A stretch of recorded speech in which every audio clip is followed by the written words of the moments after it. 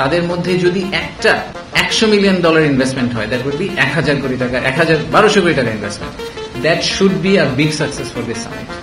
দক্ষিণ এশিয়ার অর্থনৈতিক সম্ভাবনাকে দক্ষিণ পূর্বে আরো ছড়িয়ে দেওয়া সম্ভব। স্পেস এক্স ও টেসলার মালিক এলন মাস্কের সঙ্গে ফোনে আলাপ করে ডক্টর মোহাম্মদ ইউনুস ম্যাজিকের মতো বদলে দিচ্ছে বাংলাদেশ। বাংলাদেশের বিভিন্ন সেক্টর থেকে এমন সব পজিটিভ নিউজের খবর আসছে যেগুলো শুনে আওয়ামী লীগ এবং ভারতের মাথায় হাত। আজকের ভিডিওতে আমরা জানবো ডক্টর ইউনুসের সেরা 10টি সফলতা সম্পর্কে। ডক্টর ইউনুস কি কি সেক্টরে সফলতা অর্জন করেছে চলুন দেখে আসি। সম্প্রতি বাংলাদেশে অনুষ্ঠিত হয়েছে বাংলাদেশ ইনভেস্টমেন্ট সামিট 2025, যেখানে বিশ্বের 50টি দেশ থেকে 2300-র বেশি মানুষ এসেছে, যাদের মধ্যে 550 জনের বেশি ছিলেন বিদেশি বিনিয়োগকারী। এবং সেই অনুষ্ঠানে বিডার এক্সিকিউটিভ চেয়ারম্যান আশিক চৌধুরী জানান নেক্সট মান্থ অর্থাৎ মে মাসে চীনের বাণিজ্য মন্ত্রী ওয়াং ওয়েতাং বাংলাদেশে আসবেন এবং তিনি তার সঙ্গে বাংলাদেশে 200 জন বিনিয়োগকারী আনবেন। আশিক চৌধুরী বলেছেন চীনের বাণিজ্য মন্ত্রী একটি চিঠিতে তাকে এসব কিছু লিখে পাঠিয়েছে এবং বাংলাদেশ সম্পর্কে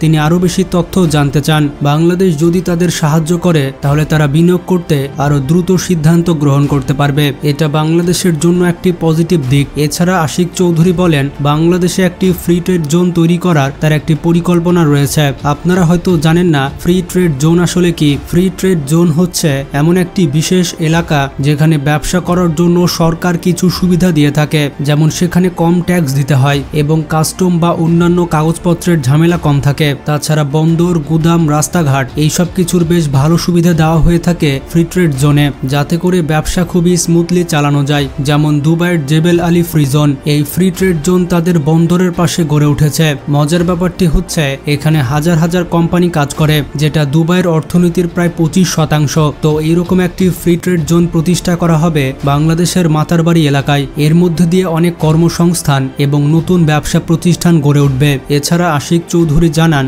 আগামী 1 থেকে 2 বছরের মধ্যে প্রায় 15,000 মানুষের কর্মসংস্থান তৈরি হবে। এছাড়া ডক্টর ইউনুসের একটি সফলতা হচ্ছে ইউনাইটেড কিংডম বাংলাদেশে 550 কোটির সহায়তা দিতে ইচ্ছুক। কারণ হচ্ছে বাংলাদেশ থেকে যে সমস্ত টাকা অবৈধভাবে ইউনাইটেড কিংডমে পাঠানো হয়েছিল এবং সেগুলো ফেরত আনার জন্য বাংলাদেশ যে ইফোর্ট দেখাচ্ছে, সেটা দেখে ইউনাইটেড কিংডমের অনেক ফার্মস লিগালভাবে বাংলাদেশকে সাহায্য করতে প্রস্তুত। এর জন্য তারা বাংলাদেশে $50 মিলিয়ন বা 550 কোটি টাকা ইনভেস্ট করতে চায়। ডক্টর ইউনুসের একটি সেরা পদক্ষেপ হচ্ছে বাংলাদেশের বিভিন্ন সরকারি হাসপাতাল চত্বরে সরকারি ফার্মেসি চালুর উদ্যোগ গ্রহণ করা হয়েছে। এই সকল সরকারি ফার্মেসিতে 250 ধরনের বহুল ব্যবহৃত ওষুধ মিলবে, যেই ওষুধগুলো কেনা যাবে 3 ভাগের 1 ভাগ দামে, মানে 30 টাকা হলে আপনি 10 টাকাতে কিনতে পারবেন।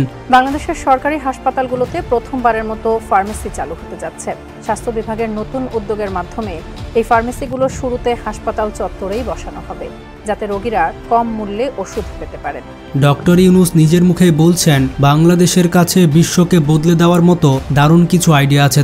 তার কাছে এমন কিছু ক্রিটিক্যাল আইডিয়া রয়েছে যেগুলোর মাধ্যমে বাংলাদেশ পুরো বিশ্বে মাথা চাড়া দিয়ে উঠবে। এছাড়া কূটনৈতিক সম্পর্ক উন্নয়নে ডক্টর ইউনুস বেশ কিছু কাজ করেছে, যেমন জাতিসংঘ সাধারণ পরিষদের 79তম অধিবেশনে অংশগ্রহণ সহ বিভিন্ন আন্তর্জাতিক সম্মেলনে যোগদান, মার্কিন যুক্তরাষ্ট্রের সাথে বাণিজ্য সম্পর্ক উন্নয়নে আলোচনা এবং আমেরিকান পণ্যের আমদানি বৃদ্ধির উদ্যোগ, ভারতের প্রধানমন্ত্রী নরেন্দ্র মোদীর সাথে বৈঠক এবং দ্বিপাক্ষিক সম্পর্ক উন্নয়নে আলোচনা। এছাড়াও ডক্টর ইউনুস গত কয়েক মাসে বিপুল পরিমাণে ঋণ পরিশোধ করেছে। গত 8 মাসে ডক্টর মোহাম্মদ ইউনুস দেশি বিদেশি প্রায় 62,000 কোটি টাকা ঋণ পরিশোধ করেছে। এছাড়া দেশের রেমিটেন্সের প্রভাব অনেক বেড়েছে।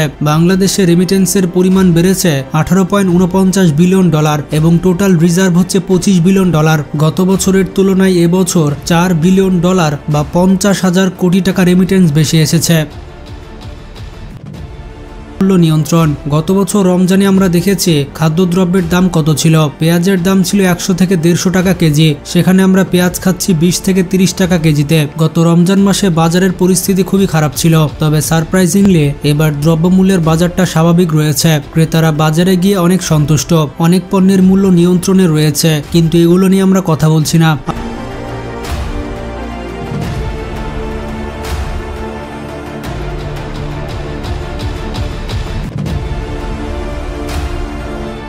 আর একটি নোটেবল কাজ ডক্টর মোহাম্মদ ইউনূস করেছে, সেটা হচ্ছে শেখ হাসিনা এবং তার পরিবারের ব্যাংক অ্যাকাউন্ট থেকে 635 কোটি টাকা উদ্ধার করা হয়েছে। গত 22 মাসের তুলনায় সর্বনিম্ন মুদ্রাস্ফীতি হয়েছে। ভাবতে পারছেন, মাত্র 8 মাসে দেশের মুদ্রাস্ফীতি একবারে কমিয়ে দিয়েছে।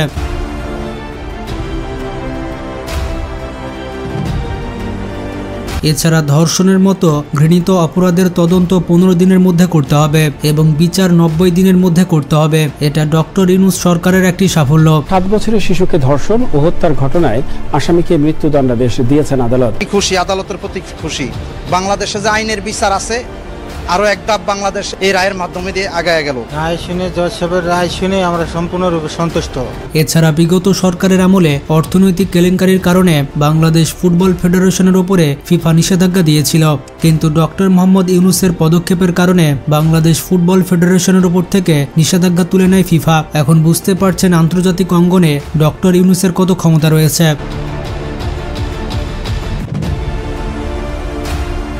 এছাড়া ডক্টর মোহাম্মদ ইউনূসের সরকার সরকারি চাকরির বয়সসীমা 30 থেকে 32 বছর করেছে। এছাড়া চায়নার রাষ্ট্রদূত ইয়ো মেং বলেছেন, পৃথিবীর সবথেকে বড় solar manufacture company loamy company decision নিয়েছে তারা বাংলাদেশে একটি কোম্পানি তৈরি করবে, আর বাংলাদেশে সোলার ম্যানুফ্যাকচারিং কোম্পানি তৈরি করে বাংলাদেশকে অর্থনৈতিক হাব তৈরি করবে তারা।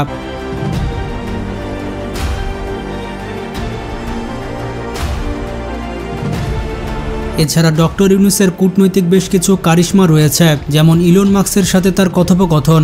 স্টারলিং বাংলাদেশে আসবে এমন আভাস ডক্টর ইউনূস দিয়েছেন। ইলন মাস্কের স্টারলিং যদি বাংলাদেশে আসে তাহলে বাংলাদেশে অন্যরকম বিপ্লব ঘটবে প্রযুক্তির ক্ষেত্রে। একবার চিন্তা করুন, মাত্র 8 মাসে এত কিছু করেছে। কোন জায়গায় কোন প্লেকার্ড দেখাতে হবে সেটা ডক্টর ইউনূস স্যার ভালো করেই জানে। আমি স্টারলিংকের প্রতিষ্ঠাতা এবং বিশ্বের শীর্ষ ধনকুবের স্পেস এক্স ও টেসলার মালিক এলন মাস্কের সঙ্গে ফোনে আলাপ করে বাংলাদেশে স্টারলিংকের কার্যক্রম শুরু করার আহ্বান জানিয়েছে।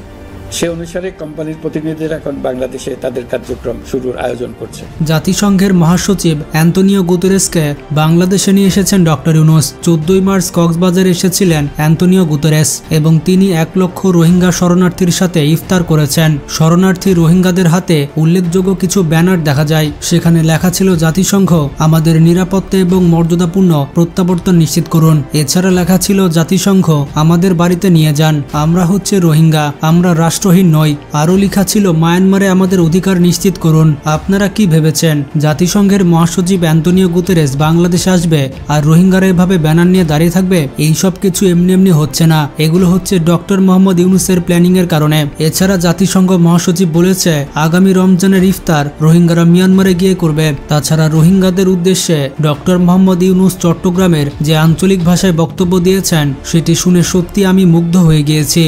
কেউ নিজের ক্ষমতা আছে, ধন সম্পদ আছে, যে জায়গা জমি আছে, নিজের আরা তো গরিব পারি আরে দেশ চাইতো নতুন বলি আর গরিব না পারি মানুষের বোঝা হয়ে গেবে।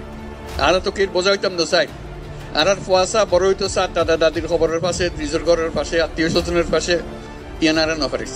অথচ সুযোগ পেলে আমরা ডক্টর ইউনূসকে শুলে চড়াই। জাতিসংঘের মহাসচিবকে পাঞ্জাবি পরে নিয়ে এসেছে, এটা বাংলাদেশের ইতিহাসে কেউ করতে পারেনি। এছাড়া স্কুলের বইগুলোতে শেখ হাসিনার উল্টাপাল্টা যে সিলেবাস ছিল সেই সিলেবাস পরিবর্তন করা হয়েছে এবং সাজানো গোছানো সিলেবাস দেওয়া হয়েছে। এখন থেকে প্রাথমিকের প্রধান শিক্ষকেরা পাবেন 2য় শ্রেণীর গ্যাজেটের কর্মকর্তাদের মতো বেতন এবং সম্মান। ছাত্র জনতার বিপ্লবের যে প্রত্যাশা, সে প্রত্যাশা অনুযায়ী হচ্ছে, সেটাকে আমি ইতিবাচকভাবেই দেখি, কিন্তু এটার একটা স্থায়ীকরণ প্রয়োজন, যাতে করে পরবর্তীতে আবার পরিবর্তন না হয়ে যায়। যে রাজনৈতিক সরকারই আসুক তারা একচোখা হয়ে যায়, এই একচোখাটা না হয়ে সর্বজনীনভাবে যদি এটা করা যায় সেটা অবশ্যই উত্তম। জাতিসংঘের মহাসচিব বলেছে, আগামী বছর মিয়ানমারে রোহিঙ্গাদের ফিরিয়ে নিয়ে যাবে এবং আগামী রমজানে তাদের সাথে ইফতার করবে। বাংলাদেশের জন্য এর থেকে বড় সুখবর আর কি হতে পারে? বন্ধুরা, অনেক কিছু বলা সহজ, গালমন্দ করা সহজ, নির্বাচন দ্রুত চাওয়া সহজ, ব্যক্তিকেন্দ্রিক একটি জাতিকে উন্নতির শিখরে নিয়ে যাওয়ার জন্য ডক্টর ইউনূস সবসময় ব্যস্ত। তারপরও তিনি অনেক কিছু করছেন এবং ভবিষ্যতে করে যাবেন। 8 মাসে ডক্টর ইউনূস কি করেছে তার যদি আমরা সামারি করি তাহলে তাহলে আমরা বেশ কিছু জিনিস পাবো, যেমন 15,000 কোটি টাকার বিশ্বমানের মেডিকেল প্রতিষ্ঠা। ডক্টর মোহাম্মদ ইউনূসের অন্তর্বর্তী সরকার 12,000 কোটি টাকা দিয়ে 4টি মহাসাগরীয় বাণিজ্যিক জাহাজ ক্রয় করেছে। চীনের সাথে 10,000 কোটি টাকার তিস্তা ব্যারেজ তৈরি হচ্ছে।